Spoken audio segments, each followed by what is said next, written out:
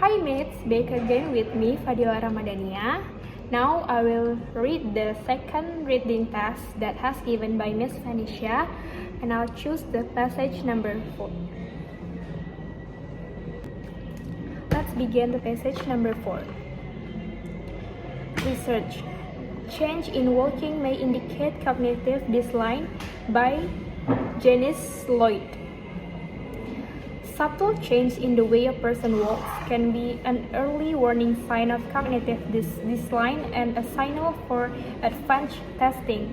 According to research at the Alzheimer's Association International Conference 2012, the findings are the first to link physical symptoms to disease, which up until now required doctors to begin diagnosis by focusing on cognition and administering lengthy neurological exams.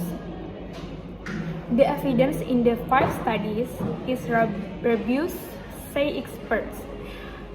Adding walking change can occur even before cognition decline surfaces. The presentation on the opening day of the week-long meetings follow a government plan announced in May to help train doctors to detect the disease earlier and to find a cure by 2025. Monitoring deterioration and other changes in a person's gait is ideal because it doesn't require any expensive technology or take a lot of time to assess, say Bill Tees, Chief Medical and Scientific Officer for the Alzheimer's Association. The disease affects by 5.4 million, mostly older people in the USA. Numbers expected to spike to 16 million in 2050 as the baby boomers age. Nearly 5,000 researchers are attending the meetings in Vancouver, where dozens of studies will address new treatments currently being tested in trials and how lifestyle influence the disease. Walking and movement require a perfect and simultaneous integration of multiple areas of the brain, say Rodolfo Savica, author of a study done at the Mayo Clinic in Rochester, Maine.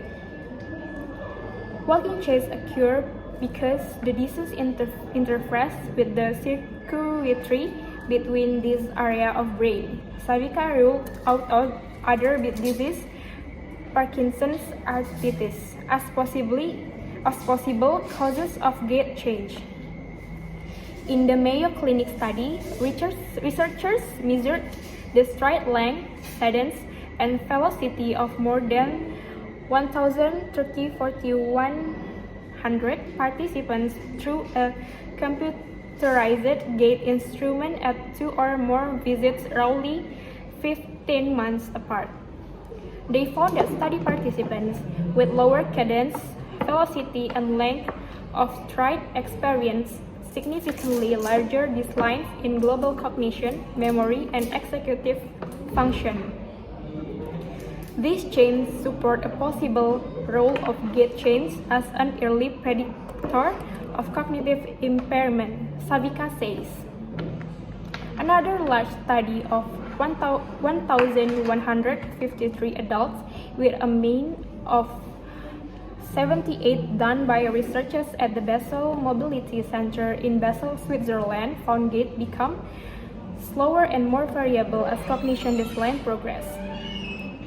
Participants were divided into groups based on their cognitive diagnosis: cognitively healthy, mild cognitive impairment (MSY), or Alzheimer's dementia. Gait was measured using a walkway with nearly 30,000 integrated sensors.